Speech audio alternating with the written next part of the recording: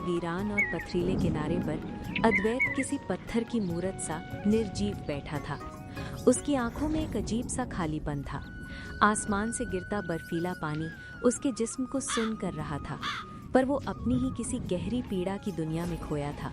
दूर से उसकी माँ सुमन ममता की तड़प में दुखी होकर उसे पुकार रही थी। अरे अद्वैत बेटा, क्या कर रहा है वहाँ नदी के किनारे बैठकर? अरे घर में आ जाओ, देखो कैसी बेरहम बारिश हो रही है और तुम हो कि सुन ही नहीं रहा है। अरे जल्दी आ जाओ बेटा, वरना तबीयत खराब हो जाएगी। माँ की बात सुन ले। सुमन की ममता लगातार पुकारती रही। आंसू बारिश के पानी में मिल रहे थे, परंतु अद्वैत पर कोई असर नहीं पड़ा। हे ईश्वर, क्या लिखा है इस मासूम के नसीब में?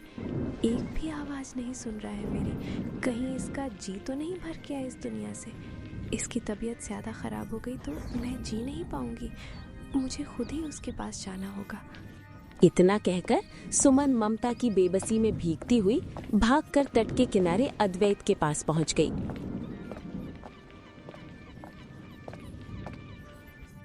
यहाँ क्या कर रहा है अद्वैत? देख, माँ आ गई है। चलो घर चलते हैं। देखो कैसी आग उगलती बारिश हो रही है। चलो अंदर चलो बेटा। लेकिन अद्वैत की चुप्पी पत्थर जैसी थी, जैसे उसके कानों तक जाने वाली हर आवाज रास्ते में ही मर गई हो। अरे क्या हो गया है तुम्हें? कुछ बोल क्यों नहीं रहा है? अद्वैत, ठीक तो हो ना? उठो मेरे बच्चे, माँ के लिए उठो। सुमन ने अपनी पूरी ताकत से अद्वैत को उठाने की कोशिश की, परंतु अद्वैत का शरीर जैसे पत्थर बन चुकी थी। घबराकर कांपते हुए सुमन झोपड़ी के अंदर भाग कर आई।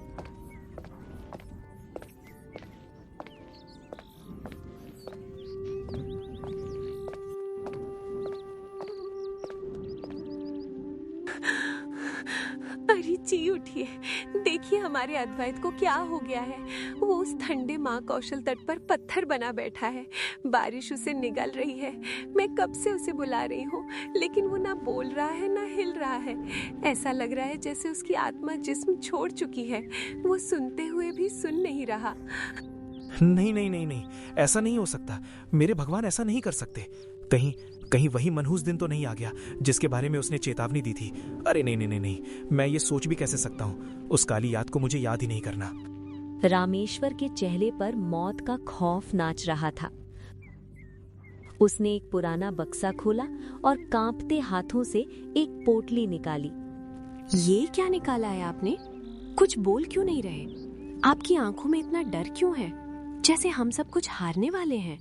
ये सब क्या है जी? अरे कुछ नहीं, ये कुछ नहीं। तुम बस सब्र करो। तुम परेशान मत हो सुमन, मैं अभी आता हूँ। बस अभी उसे लेकर आता हूँ।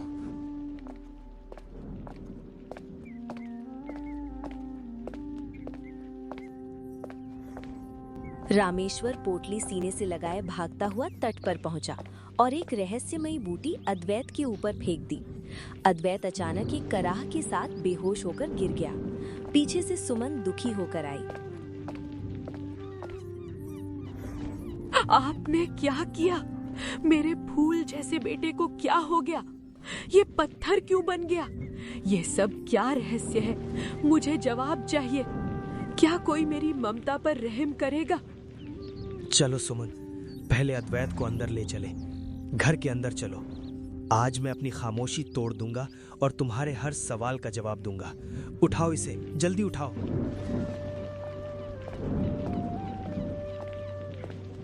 रामेश्वर और सुमन ने बोझिल कदमों से अद्वैत को अंदर लिटाया। अद्वैत की सांसें बहुत धीमी थीं, जैसे बुझता हुआ दिया।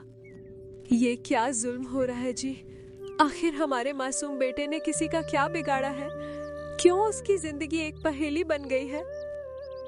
रामेश्वर की आंखों से आंसू बह निकले। उसकी खामोशी अब टूट रही थी। मैं अपने बेटे को मौत के मुंह में नहीं जाने दूंगी। सच बताइए, ये कौन सा गुनाह है जो हमें घेरे हुए है? आज मुझे हर हाल में सच जानना है। सच बहुत कड़वा है सुमन। सुनो, ये उस वक्त की बात है जब हमारी खुशियों को किसी की नजर लग गई थी। शादी के 9 साल बीत चुके थे और मैं सूनी गोद के गम में भटक रहा था। अतीत से रामेश्वर के चेहरे पर बेबसी साफ झलक रही थी। हे ईश्वर, 9 साल की प्यास कम नहीं होती। सुमन की आंखें रोते रोते पथरा गई हैं। मैं क्या करूं? बस एक औलाद दे दे मालिक। एक बार मुझे पिता कहलवा दे, फिर चाहे मेरी जान ही क्यों न ले लेना।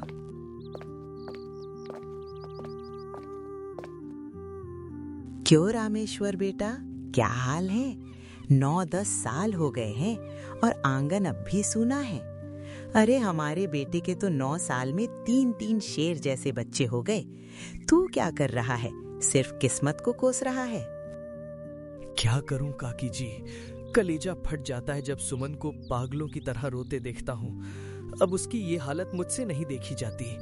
बस रात दिन यही आरजू रहती है कि एक किलकारी गूंज जाए तो सुमन की मुरझाई जिंदगी में बाहर आ जाए। देख बेटा, एक उम्मीद की किरण है। हमारे गढ़ कुंडार का कालिका दीन, उसके पास कुछ ऐसी दवाइयां हैं, वो तेरी पत्नी का सोना आंगन भर सकता है।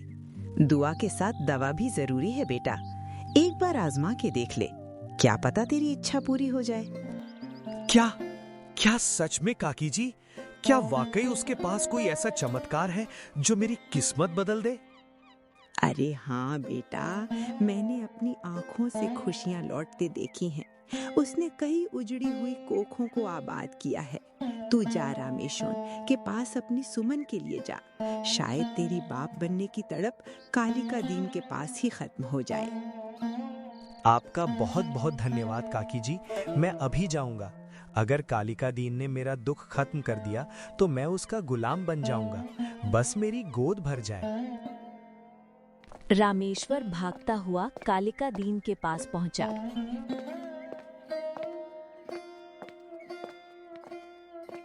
कालिका दीन की आंखों में एक अजीब सी नफरत और रहस्य था। महाराज, काकी जी ने आपके बारे में बताया था। सुना है आपके पास ऐसी दवा है कि आप ममता की प्यासी गोद भर सकते हैं। सच बताइए, क्या मुझे पिता बनने का सुख मिलेगा? तभी अचानक एक लड़की नव्या चीखती हुई आई और कालिका दीन के पास खड़ी हो गई। उसकी आंखों में पागलपन का खौफ था। पापा, आप मेरी शादी का जोड़ा कब लाओगे? मुझे दुल्हन बनना है। पिताजी, मेरी बारात कब आएगी? मैंने सब सजा लिया है। देखो, क्या मेरी शादी आज होगी? सबको बुलाओ ना पिताजी, मुझे शादी करनी है। शादी शादी शादी। ओ चच्चा, तुम बाराती हो क्या? मेरी शादी, मेरी शादी। मेरी शादी। बस मेरी बच्ची, बस शांत हो जा। तेरी शादी भी करेंगे। तू बस अभी अंदर चली जा बेटी। देख, बाबा बात कर रहे हैं ना। नहीं, आप हर बार यही कहते हो पर दुल्हन नहीं लाते। मुझे आज ही दुल्हन बनना है, अभी इसी वक्त। मुझे शादी करनी है। अच्छा सुन, तू जा तो सही। मैं तेरे लिए वो जादुई सुनहरी मछली लाऊंगा जो तूने तालाब में देखी थी। जा बेटी, पानी के साथ खेल ले। मैं मछली लेकर आता हूँ। सच पिताजी? वही मछली जो कल मुझसे बातें कर रही थी, वही लाओगे ना? हाँ मेरी बच्ची, वही मछली। जा देख, वो पानी में तैर रही है। मछली जल की रानी है, उसे मुझको खानी है, नहीं उसके साथ खेलना है। नव्या ने पानी के बर्तन में मछली देखी और अचानक उसका चेहरा नफरत से आग बबूला हो गया। पिताजी, ये क्या धोखा है? ये वो मछली नहीं है, ये सुनहरी है। मुझे वो काली वाली चाहिए। मेरा दिमाग खराब कर दिया आपने। मुझे वही चाहिए, वही वही। ओ चाचा, मुझे वही मछली ला दो वरना मैं मर जाऊंगी। मछली मछली मछली मछली। कालिका दीन बेबसी में सिर पकड़कर बैठ गया। नव्या ने एक चादर उठाई और तड़पती मछली को पानी से निकालकर चादर में लपेट दिया। प्यारी मछली, तुझे ठंड लग रही थी ना? देख, इस गरम चादर में तुझे आराम मिलेगा। मुझे पता है रजाई में कितनी गर्मी होती है। कालिका दीन के कलेजे पर सांप लौट रहे थे। मछली दम तोड़ रही थी और नव्या की हंसी से रूह कांप रही थी। रामेश्वर ये सब देख रहा था। ये क्या मंजर है? इसे देखकर तो मेरा कलेजा मुंह को आ रहा है। ये क्या बला है कालिका दीन जी? क्या कहूं, ये मेरा नसीब है। ये मेरी अभागन बेटी है। इसका दिमाग साथ छोड़ चुका है, बस शादी की रट लगाए रहती है। बाप हूं, इसकी हर पागलपन भरी जिद के आगे झुक जाता हूं। क्या करूं, इसकी खुशियां उजड़ चुकी हैं। कालिका दीन की आवाज में एक गहरा राज छिपा था। वो अचानक एक शातिर मुस्कान के साथ बोला, सुनो रामेश्वर, तुम सही जगह आए हो। तुम्हारी गोद भर सकती है, पर मेरी एक शर्त है जो पत्थर जैसी भारी है। शर्त? कैसी शर्त? तेरी औलाद होगी, मैं कसम खाता हूं, पर याद रखना, तेरे घर बेटा ही जन्म लेगा और मेरा वादा है कि वो दुनिया का सबसे सुंदर बालक होगा। सच में कालिका दीन जी? क्या वाकई मेरी किस्मत में बेटे का सुख लिखा है? हाँ, पर तुझे वचन देना होगा। उस बेटे की शादी तुझे मेरी इस बेटी नव्या से करनी होगी।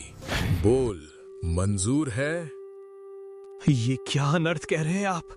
आपकी बेटी 17 साल की है और उसका दिमाग ठिकाने नहीं है। मैं अपने होने वाले मासूम बेटे का गला इस पागलपन की वेदी पर कैसे चढ़ा दूं? नहीं, ये नामुमकिन नहीं है। तो ठीक है, फिर सूनी गोद का मातम मनाओ। लौट जाओ यहां से। मुझे कोई शौक नहीं तुम्हारी मदद करने का। चले जाओ मेरे घर से, निकलो यहां से। पर कालिका दीन जी, मेरा बेटा तो अभी जन्मा भी नहीं, और जब वो जवान होगा तब तक तो आपकी बेटी बूढ़ी और भी ज्यादा बीमार हो जाएगी। ये कैसा इंसाफ है? मेरा शब्द ही अटल है। मंजूर है तो रुक, वरना दरवाजा खुला है। जाओ, चले जाओ यहां से। रामेश्वर के अंदर एक तूफान उठ रहा था। अभी तो बस एक औलाद चाहिए। 20 साल किसने देखे हैं? तब तक मैं बहुत दूर भाग जाऊंगा। अभी हाँ कह देता हूँ, वरना सुमन घुट घुट कर मर जाएगी। ठीक है, मुझे ये शर्त मंजूर है। बस मुझे औलाद का सुख दे दीजिए। अगर मेरा बेटा हुआ तो उसका हाथ मैं आपकी बेटी के हाथ में थमा दूंगा। तो ये वादा रहा। तुम्हें ये शर्त मंजूर है तो रुको।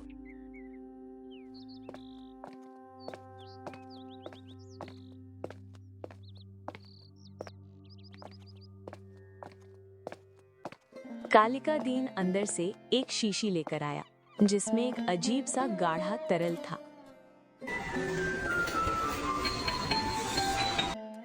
इसे अपनी पत्नी को पिला देना। उसकी कोख से तुम्हारा वंश जन्म लेगा।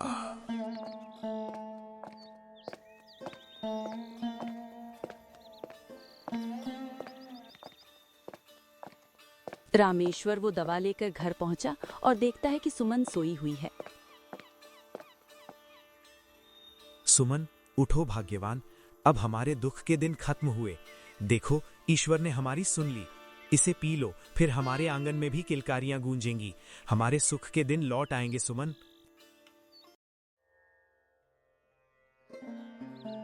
समय का चक्र घूमा और सुमन ने एक चांद जैसे बेटे को जन्म दिया, पर रामेश्वर का दिल डर से बैठ गया। हे भगवान, ये तो सच में बेटा हुआ। अब कालिका दीन की वो डरावनी शर्त मुझे चैन से जीने नहीं देगी। मुझे अपने जिगर के टुकड़े को बचाना होगा। मैं उसे उस पागल लड़की के हवाले नहीं करूंगा। हमें यहाँ से भागना होगा, बहुत दूर।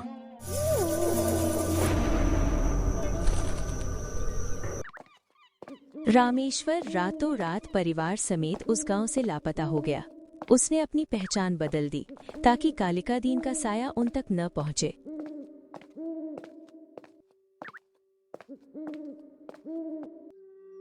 सुमन, जब से हमारा अद्वैत 16 साल का हुआ है, उसके साथ ही अनहोनी हो रही है। वो अपनी सुध बुध खो देता है। मैं दवा से उसे बेहोश करता हूं ताकि उसकी जान बची रहे। तो क्या ये उस वादे का अभिशाप है? क्या हमारे बेटे को उस गलती की सजा मिल रही है जो हमने की ही नहीं? मैंने बहुत कोशिश की सुमन। वैद, हकीम, साधु सब हार गए। ये कोई बीमारी नहीं, ये कालिका दीन का तंत्र है। उसने हमारे बेटे की जान अपनी मुट्ठी में कर लिया है। अब हमें घुटने टेकने ही होंगे। उसके पास जाना ही होगा। ठीक है जी, कालिका दीन के पास चलो। अगर हमें अपने बेटे की जान बचाने के लिए हमें उसके पैरों में गिरकर अपने बेटे की जान की भीख मांगनी पड़ी तो हम वो भी करेंगे।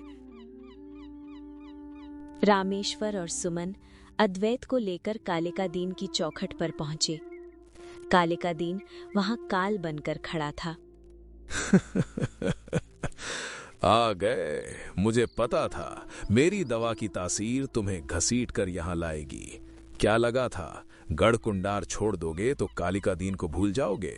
जिसने जीवन दिया है वो उसे वापस लेना भी जानता है। तुमने पीठ दिखाकर अच्छा नहीं किया। हमें माफ कर दो कालिका दीन जी, हमें जो सजा देनी है दे दो, पर हमारे मासूम बेटे को बख्श दो, उसे ठीक कर दो।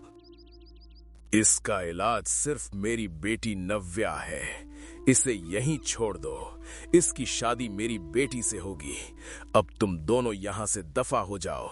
तेरा बेटा अद्वैत अब मेरा है। नहीं, ये जुल्म मत करो।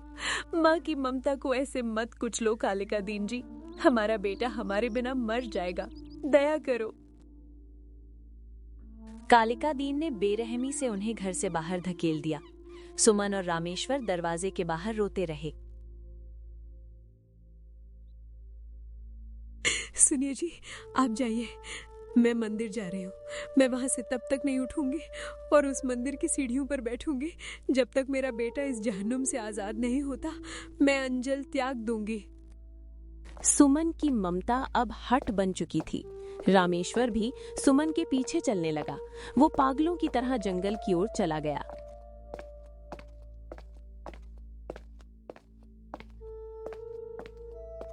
मैं क्या करूं?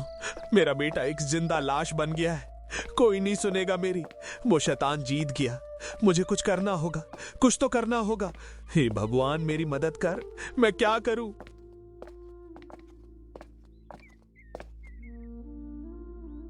अंदर कालिका दीन अद्वैत की मासूमियत देख रहा था।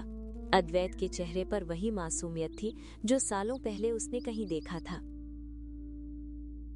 कितना आसान है किसी की दुनिया उजाड़ना, पर आज इस मासूम को देखकर मेरा कलेजा क्यों कांप रहा है? मैं इसकी जिंदगी उस पागलपन की आग में क्यों झोंक रहा हूँ?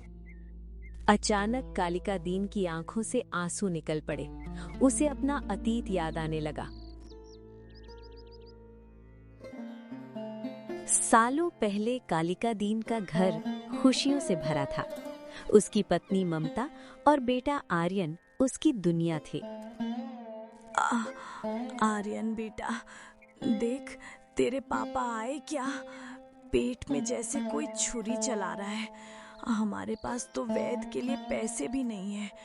हे भगवान, उन्हें जल्दी भेज दो। माँ, ओ माँ, आप रो मत। पापा पैसे लेकर आते ही होंगे, फिर हम वैद्य काका के पास चलेंगे। तभी दरवाजे पर काल बनकर प्रताप सिंह खड़ा हो गया। माँ, ये डरावना आदमी कौन है? तुम रुको, मैं देखकर आती हूँ कि वो कौन है। कौन हो आप? यहाँ क्यों आए हो? क्या काम है? इस गांव में नए आए हो क्या? और प्रताप सिंह को नहीं जानते? मेरी मर्जी के बिना यहाँ परिंदा भी पर नहीं मारता, और तुमने घर बना लिया। ये जमीन हमारे पूर्वजों की है, हमें किसी की इजाजत की जरूरत नहीं है। जुबान बहुत चलती है तुम्हारी। इस इलाके का भगवान मैं हूँ। मेरी मर्जी से ही यहाँ की हवाएं चलती हैं, समझी? ममता का दर्द बढ़ता जा रहा था, पर प्रताप सिंह की बातें उसके कलेजे को छलनी कर रही थीं। वो अचानक जमीन पर गिर गई। अरे, अभी तो मैंने कुछ किया भी नहीं और ये गिर गई? अभी तो खेल शुरू ही हुआ है। छोटा आर्यन अपनी माँ के पास जाकर रोने लगा। माँ, आप ठीक हो? लगता है कि माँ का पेट का दर्द बढ़ गया। पापा को बुलाओ, इस गंदे आदमी को भगाओ यहाँ से। माँ, इस लड़के की आवाज सुनकर भी मेरा दिल नहीं पिघलेगा। अब मैं तुम लोगों को अपनी गुलामी का असली स्वाद चखाऊंगा। दिन तक दिन। अभी तो मुझे इसकी मदद करनी होगी। प्रताप सिंह ने एक आदमी से दवा मंगाकर ममता को दिया। कालिका दीन जब घर लौटा तो ममता ने उसे सब कुछ बताया। ममता ने उसे प्रताप सिंह के दादागिरी की कहानी सुनाई। वो दरिंदा है ममता, हमें बहुत सावधान रहना होगा। तभी प्रताप सिंह फिर आ गया। हाँ, तो क्या कह रहे थे मेरे बारे में? खैर छोड़ो, वैसे भी तुम्हें मेरा एक काम करना पड़ेगा, तभी तुम यहाँ इस जगह पर आराम से रह पाओगे, समझे कि नहीं? काम? कौन सा काम? भला हम क्यों करें तुम्हारा काम? तुम्हें अपनी जान प्यारी है ना, तो जो मैं कहता हूँ वो करो। कल मैं तुम्हारे घर पर कुछ लड़कियों को भेजूंगा, तुम्हें उन्हें शहर पहुंचाना होगा। वहां मेरा आदमी उन्हें वहां से ले जाएगा। और हाँ, मुझे झिक-झिक नहीं चाहिए, समझी कि नहीं?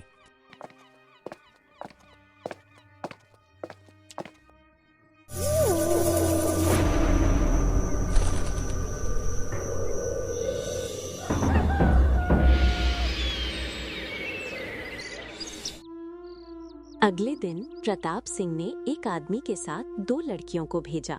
दोनों डर से थर-थर कांप रही थीं। उनके चेहरे पर डर साफ नजर आ रहा था। कल शाम को इन दोनों लड़कियों को जंगल के रास्ते शहर पहुंचा देना। वहां मेरा आदमी सब संभाल लेगा, ठीक है? कालिका दीन और ममता परेशान हो गए। ममता ने उन लड़कियों से पूछा, ये सब क्या हो रहा है? कौन हो तुम और इतनी डरी हुई क्यों हो तुम लोग? और आखिर क्या चाहता है ये प्रताप सिंह तुमसे? दीदी, ये आदमी हमें गांव के बाहर भेज देगा और हमसे नौकरों का काम करवाएगी। उसका कहना है कि औरतें कमजोर होती है और लड़कियों को कोई भी काम देने से मना नहीं करता। वो दुष्ट हर साल गांव की लड़कियों को शहर भेजता है और उनको बड़े घर नौकरों का काम करने के लिए भेज देता है।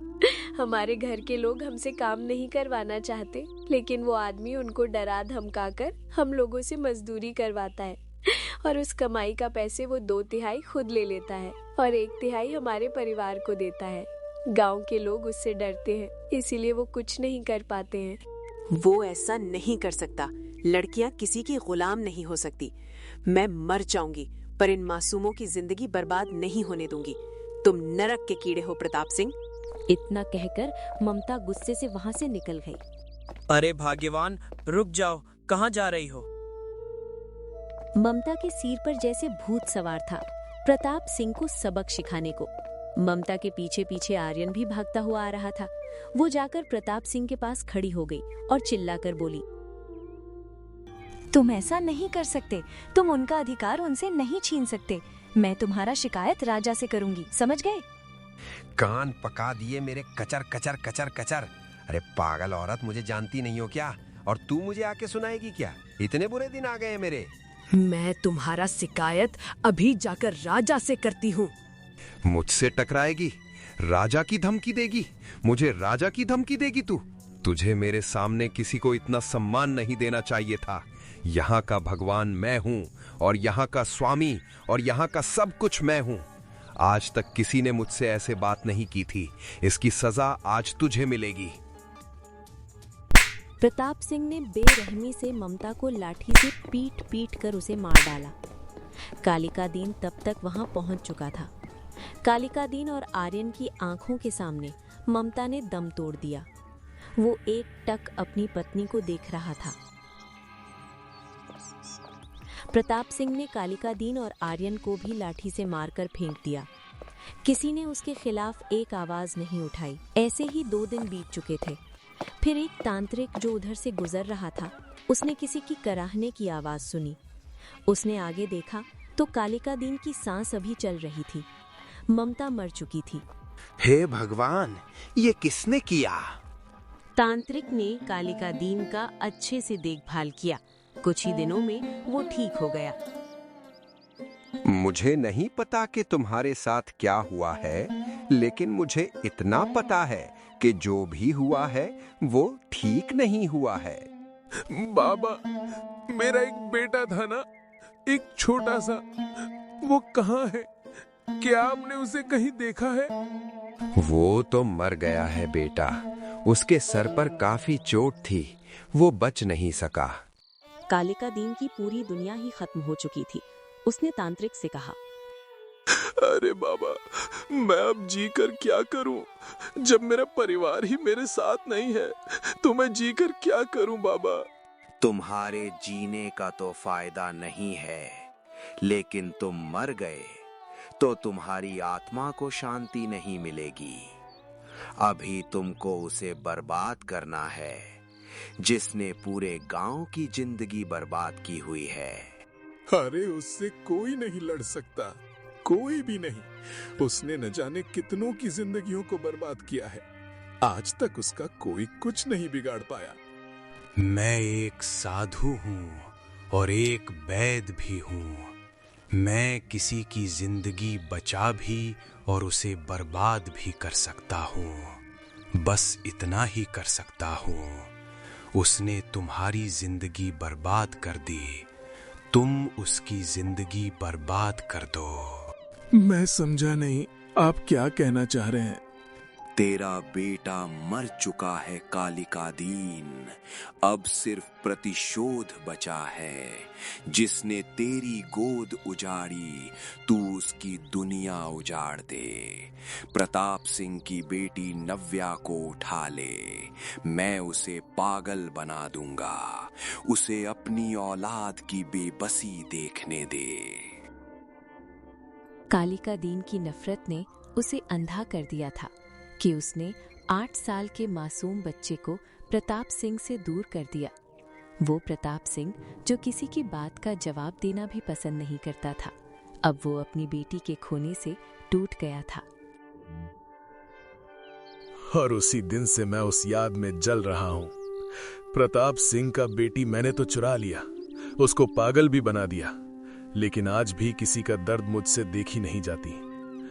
अपना बेटा आर्यन बड़ा याद आता है। वो इन्हीं हाथों में खेला करता था। वो सारा मंजर अभी तक मेरे आंखों के सामने दिखते हैं। कालिका दीन की नफरत ने उसे अंधा कर दिया था, पर अद्वैत की बेबसी ने उसे झकझोर दिया। अघोरी वहां आया और कालिका दीन को उकसाने लगा। देख बेटा, मैं समझ रहा हूं कि तू क्या सोच रहा है, लेकिन बेटा जो तूने सहा वो भी कम नहीं था। रुको मत, अब समय आ गया है उस प्रताप सिंह को तड़पता हुआ देखने का। आर्यन का बदला ले।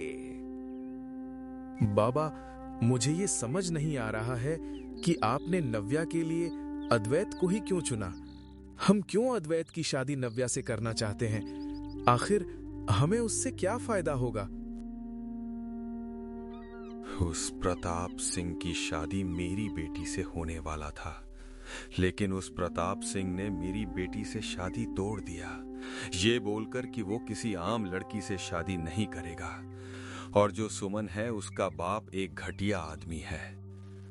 अद्वैत की शादी नव्या से कराने का एक ही मकसद है, सालों पहले जो उसने मेरी बेटी और मेरे साथ किया उसका बदला लेने के लिए।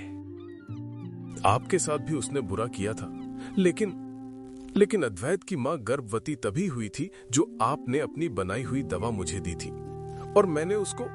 और इन सब में अद्वैत और उसके परिवार की तो कोई गलती नहीं है ना? तो उसको क्यों सजा मिल रही है?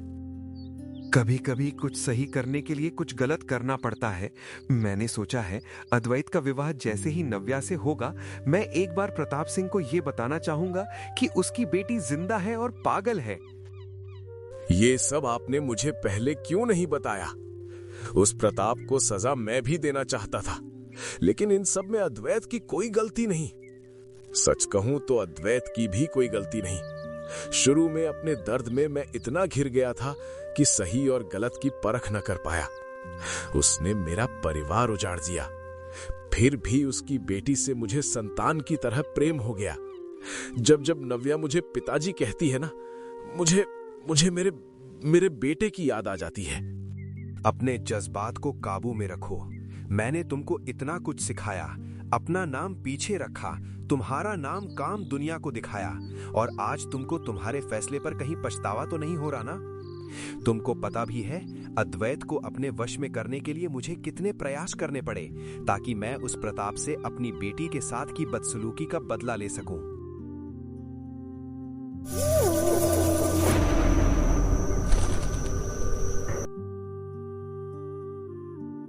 एक बुरा इंसान बनने के बाद भी कहीं न कहीं कालिका दिन में इंसानियत बची थी।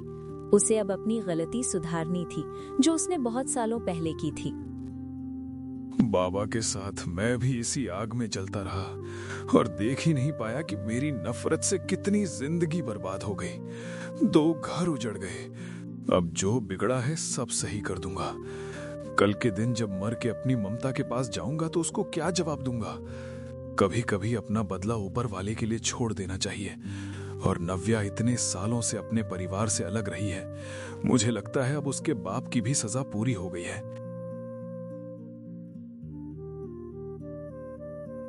कालिका दीन ने आधी रात के करीब उठा, अद्वैत को उठाया, नव्या को साथ लिया, एक दवा की शीशी उसको देते हुए बोला, अब से इसको रोज पीना है और जो बोलूं वो करो, ठीक है?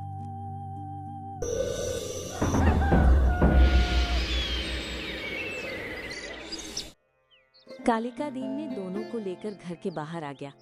उसने अद्वैत के माँ बाप को बुलाकर अद्वैत को उन्हें सौंप दिया और उनके सामने हाथ जोड़कर बोला, आपका बेटे के और आपके साथ जो भी हुआ उसके लिए मैं दिल से माफी मांगता हूँ। मैंने जो आप लोगों के साथ किया उसका बदला तो मैं नहीं चुका सकता, बस माफी की उम्मीद कर सकता हूँ आपसे। माफ कर दीजिए, मुझे माफ कर दीजिए। आपने हमारे बेटे को लौटा दिया, उसको नया जीवन दिया है। हम आपको कभी नहीं भूलेंगे। कालिका दीन ने नव्या को लेकर उसके घर गया। प्रताप सिंह ने जैसे ही कालिका दीन को देखा तो चौंक गया। अरे तुम यहाँ? हाँ, मैं सालों पहले तुम्हारी एक अमानत ले गया था, उसको लौटाने आया हूँ। यहाँ रुक के तुम्हें माफ करने या तुमसे माफी मांगने नहीं आया, क्योंकि मैं भूला नहीं हूँ जो तुमने मेरी पत्नी और बेटे के साथ किया, उनको मार करके। प्रताप सिंह, देख, तेरी बेटी वापस आ गई। मैंने तुझे मार कर नहीं बल्कि तुझे माफ करके अपना प्रतिशोध पूरा किया है। अब तू अपनी बेटी की आंखों में अपनी हार देखना। उसकी बात सुनकर प्रताप सिंह ऐसा हो गया जैसे जमाने भर का दुख उसके चेहरे पर सिमट आया हो। आज अगर उसका कोई कत्ल भी कर देता तो शायद उसे इतना दर्द नहीं होता जितना अब हो रहा था। वो जीत कर भी हार गया था और कालिका दीन हार कर भी जीत गया था।